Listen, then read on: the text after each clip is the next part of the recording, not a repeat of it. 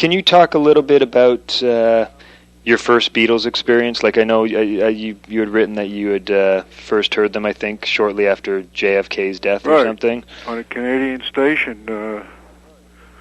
I had a date with a high school cheerleader, and in Pennsylvania. I was driving in from Long Island, and I think Kennedy was shot before. It was a friend of mine. Two of us were going there, and we were going to have dates with these two cheerleaders. It was their homecoming game and everything. And Kennedy got shot while we were having lunch in the cafeteria before we took off.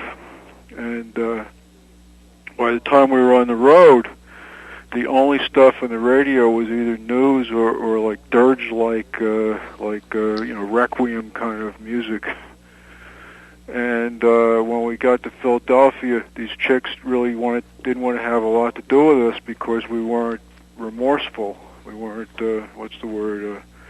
we didn't feel the weight of tragedy, and so they threw us out.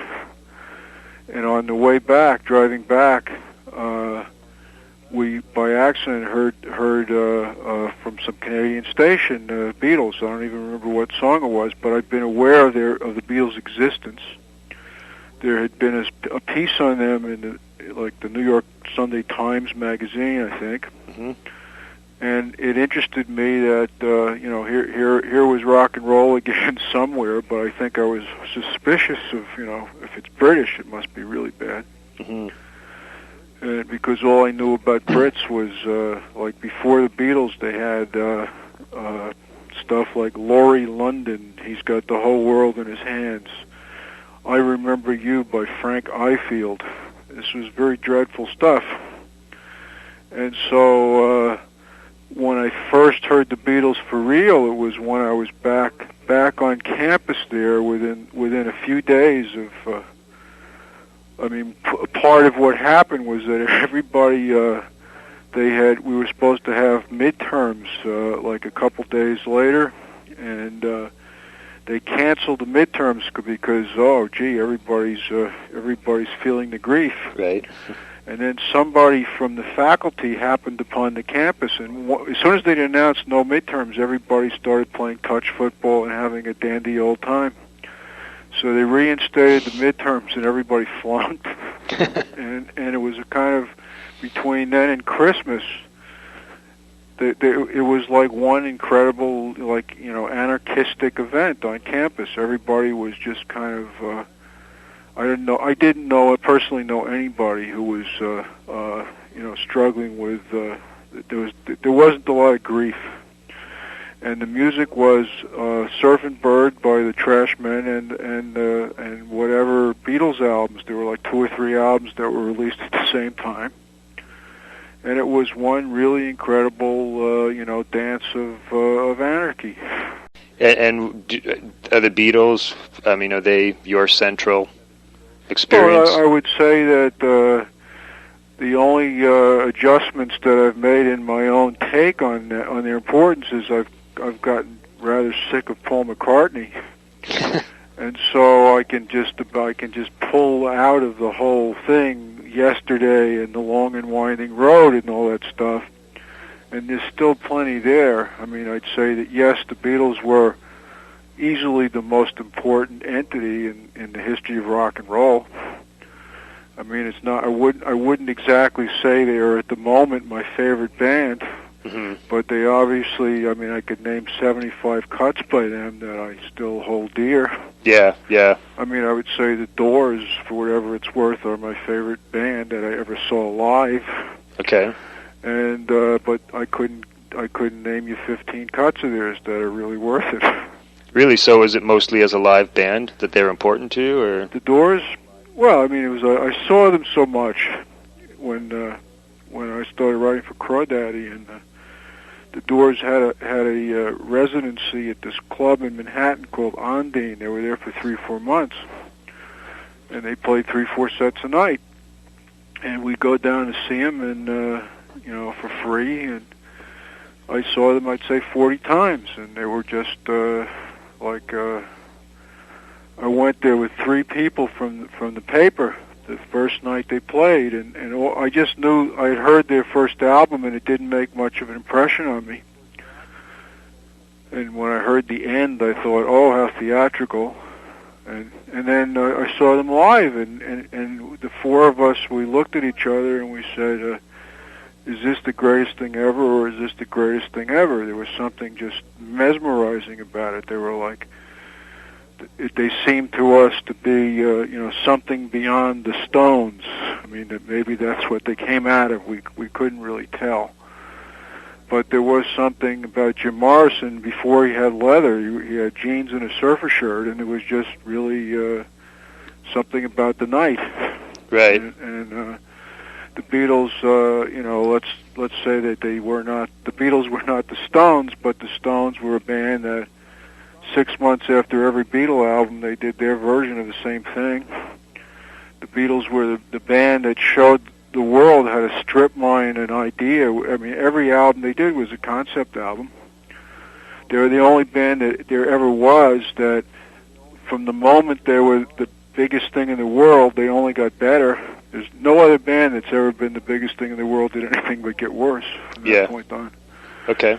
And they were they had an astounding run from 64 to, let's say, somewhere in 68 maybe.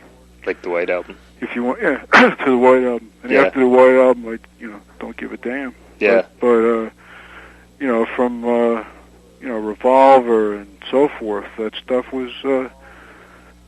still holds up to me. I mean, it's like a song like "And Your Bird Can Sing," which is something nobody regards as one of their big songs. I could play that any day. Mm-hmm. Or even "Rain." I mean, "Rain" was just an incredible single when that came out. It was, with the backward stuff and all of that. Okay. It's the B-side of Paperback Writer, but it was just. How old are you? I'm 35, so I'm pretty familiar with all the stuff, but right. Not. I mean, I was a kid when that stuff was out. I mean, I had my first significant girlfriend. My first, important sexual relationship was, during a couple of years of the Beatles. And Beatles were essentially the first white rock band to come up with a way of dealing with boy-girl that was neither ripped off from R&B nor insipid Tin Pan Alley. I mean, they did a lot of things. Right. Well, there's also the aspect of them as a group, and the whole kind of community thing. They were the first. In the 50s, maybe you knew the names of both of the Everly Brothers, maybe you didn't. But the Beatles were the first band where everybody had an identity.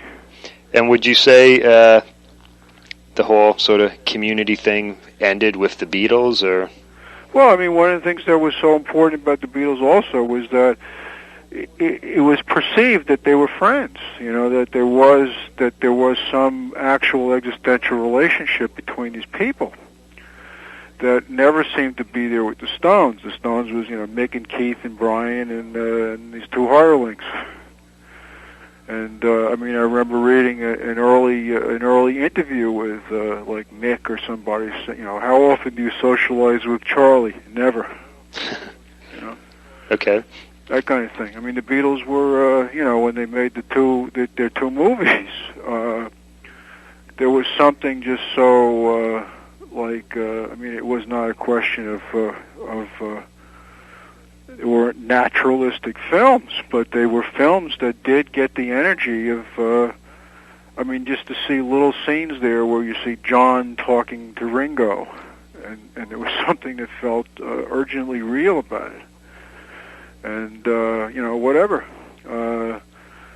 Elvis was the same thing. I remember Elvis was just, a unit, a single atom, but in 1956, 57, it really felt there was something about anything he did that mattered.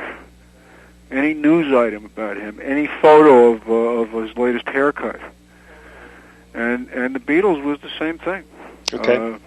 And to some extent, many of the British invasion bands too. I mean, it mattered what Ray Davies did.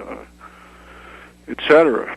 And And then when you added drugs to the whole thing, I mean, because drugs were not part of the initial buzz of the British invasion, and once you could kind of come up with your own alternate world, using this stuff as the soundtrack, as the backdrop, as the cue, it really was rather liberating. Yeah, well, I wanted to ask you about that, actually. Basically, when did pot start to have something to do with it for you, or drugs in general? I smoked pot for the first time, I'd say it was in the spring of '64, and strangely enough, it was at halftime at a Thelonious Monk concert on campus. Okay. And but it was at a moment. I mean, I listened to a lot of jazz between the death of the '50s thing and the British invasion. That's the music I listened to. Was that through the Beats that you discovered jazz, or? No, I never read. It's funny, but I never read the Beats until I was almost 40, because I never really read much. But I was aware of the Beats, but I didn't really. I never read the stuff. Okay. Jazz was just something, when I was a college freshman, certain people had these records, and they were very,